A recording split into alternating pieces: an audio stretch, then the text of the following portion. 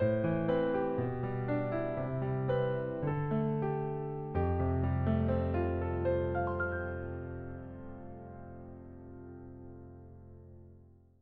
함께 기도하심으로 3월 21일 매일 주신 기도를 주님 앞에 고백하겠습니다. 한없는 은혜와 사랑으로 우리의 인생을 붙드시는 하나님을 찬양합니다. 이 아침에 주님을 생각하고 찾을 수 있음이 얼마나 다행이고 감사인지 무뎌지지 않도록 날마다 말씀하시고 붙들어 주시옵소서. 때때로 거룩하신 하나님 앞에 서는 것조차 죄송하고 부끄러울 만큼 정욕의 악취가 진동하고 죄의 얼룩이 가득하지만 나의 나됨이 아닌 예수 그리스도의 십자가 공로 의지하며 오늘도 주님 앞에 나아가오니 깨끗게 하시고 정결케 하여 주시옵소서. 주님, 이 시간 우리 높은 뜻 덕소교회 자녀들을 위해 기도합니다. 특별히 지금 세례 입교 교육이 진행되고 있습니다. 아직 신앙 고백이 어색하고 무엇인지 잘 모르지만 부모님의 삶과 선배들의 모습을 통해 귀한 신앙의 유산이 전수되고 하늘의 유업이 이어지는 축복을 우리 자녀들의 인생 가운데 허락하여 주시옵소서. 모든 것이 불안하고 두려운 현실을 살아간다 해도 예수 그리스도를 믿고 그 안에서 항상 기뻐하고 범사에 감사하며 인생의 모든 선택과 과정을 기도로 고백하는 주님의 아들과 딸들로 성장하고 살아갈 수 있도록 주님 붙들어 주시옵소서. 우리 자녀들의 인생 여정에 좋은 신앙의 동역자들을 허락하셔서 함께 기도하고 예배하며 마음껏 주님을 찬양할 수 있는 축복 허락하여 주시옵소서. 육신의 부모로서 이 세상 돈과 명예, 성공과 힘을 물려주려 발버둥치지 않게 하시고 가장 좋은 하늘의 복과 유산을 전수하는 신앙의 선배들 되는 높은 뜻 덕소 가족들 되게 하여 주시옵소서. 예수를 믿고 따르는 것이 수치로 여겨지는 세상 문화 속에서도 복음을 부끄러워하지 않으며 믿는 신앙을 삶으로 증거하는 우리의 아들, 딸들 되게 하시고 그들을 통해 세상 속에 하나님 나라가 확장되는 놀라운 역사를 볼 수 있는 우리 교회 되게 하여 주시옵소서. 사랑하는 주님, 오늘도 우리에게 주시는 말씀을 통하여 우리의 삶을 조명하게 하시고 바로 보게 하시고 깨닫게 하셔서 주님의 뜻에 합당한 인생 되도록 우리 가운데 일하여 주시옵소서. 감사드리며 참된 소망의 이유이신 예수님의 이름으로 기도드립니다. 아멘. 오늘 우리에게 주신 하나님 말씀은 마가복음 13장 28절로 37절까지 말씀입니다. 마가복음 13장 28절로 37절까지의 말씀, 저와 여러분이 한 절씩 교독하시고 마지막 구절은 함께 읽겠습니다. 하나님의 말씀입니다.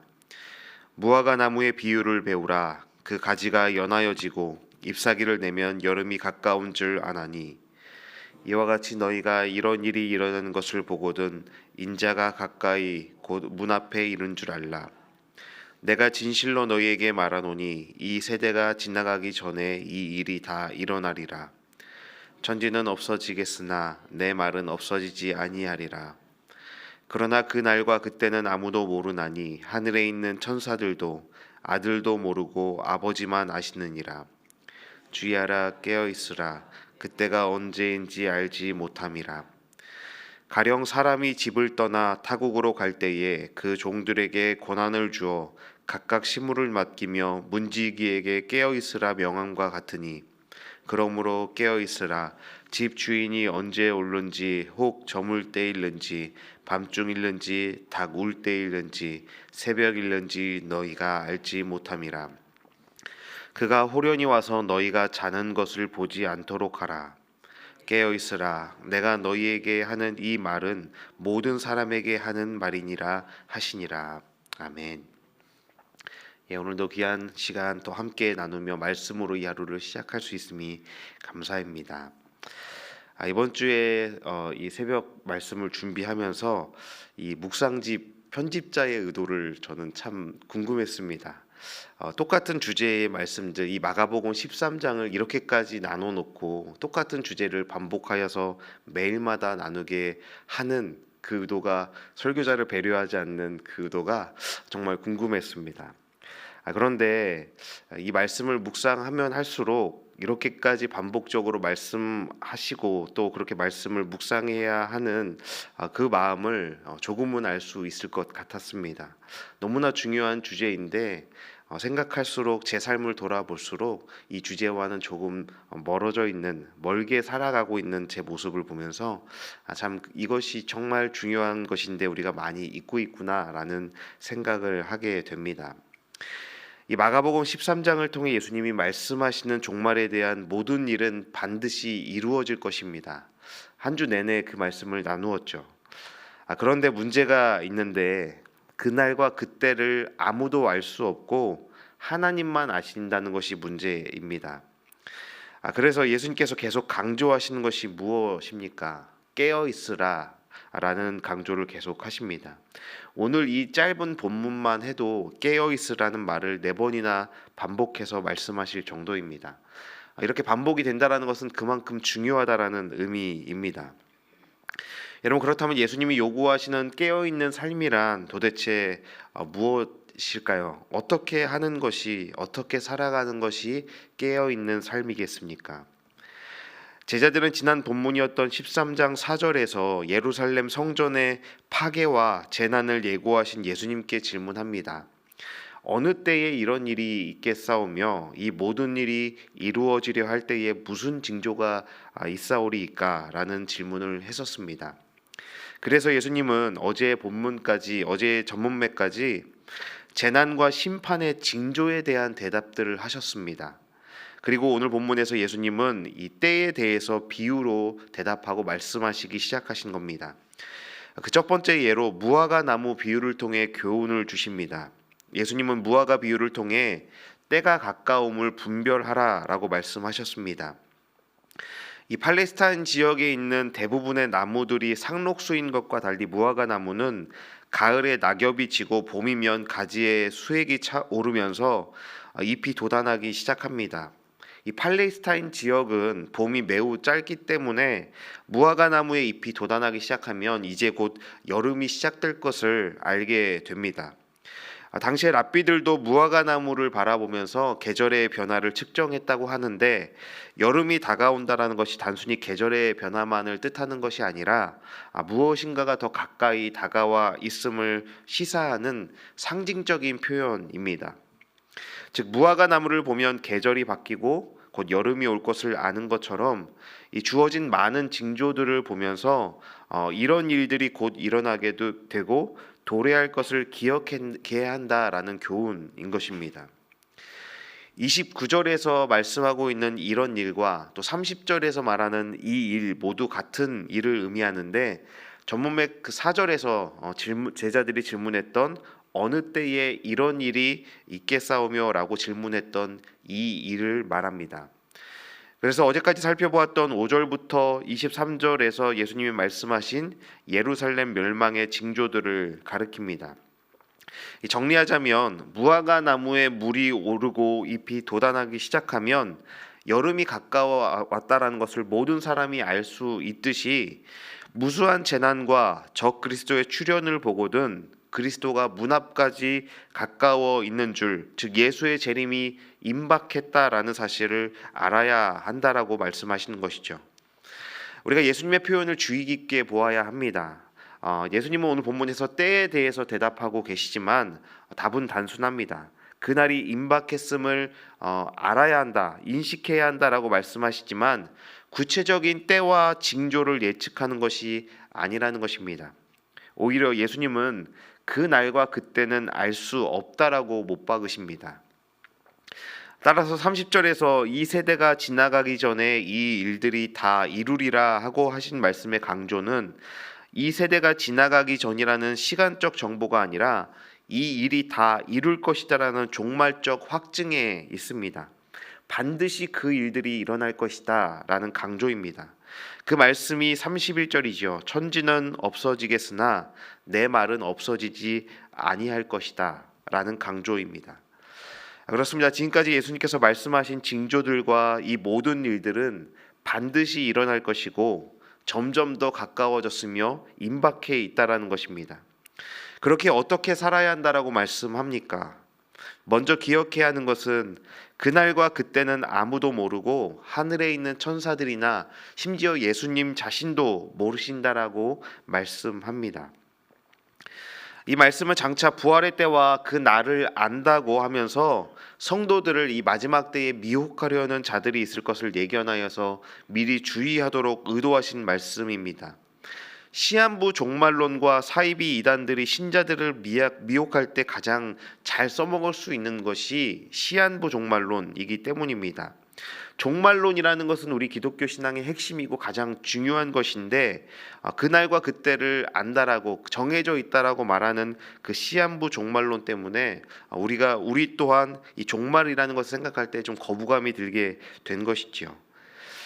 하나님 외에는 그날과 그때는 아무도 모른다라고 하셨습니다. 그러니 하나님 외에 그 누구라도 그날과 그때를 안다거나 하나님이 나에게 말씀하셨으니 우리가 준비해야 한다라고 말하는 이가 있다면 분명히 거짓 교사이고 거짓 선지자이고 미혹하는 자라 결론 지으시고 대면해서는 안 되는 것입니다.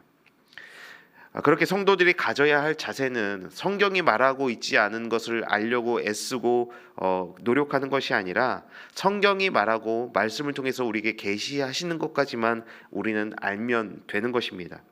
그날과 그때를 알아내기 위해서 열을 내는 것이 신앙인의 자세가 아니라 깨어 있는 것이 신앙인의 자세입니다.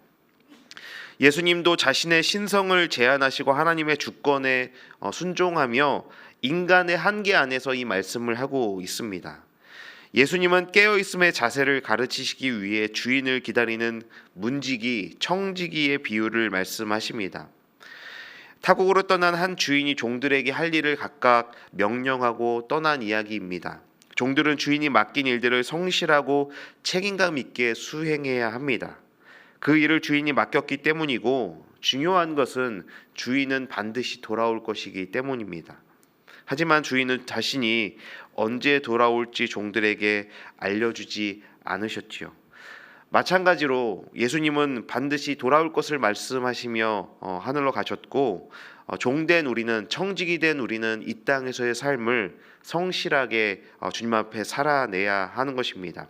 하나님이 우리에게 맡기신 비전, 하나님이 우리에게 맡기신 사명은 뭔가 대단한 일을 이루고 뭔가 엄청난 일들을 이루라 말씀하신 것이 아니라 우리에게 주어진 하루하루의 삶을 주님 안에서 성실하게 살아내는 것, 최선을 다해서 하나님께서 맡기신 우리의 삶의 자리에서 성실히 살아가는 청지기의 삶을 말씀하셨고, 그 삶 속에서도 삶에 매몰되거나 삶에 치이고 눌려서 그렇게 소망을 잃고 살아가는 것이 아니라 정말 하나님께서 다시 우리 가운데 예수님께서 오실 것을 기대하며 깨어서 살아가는 것이 우리의 삶의 부르심의 목적인 줄 믿습니다.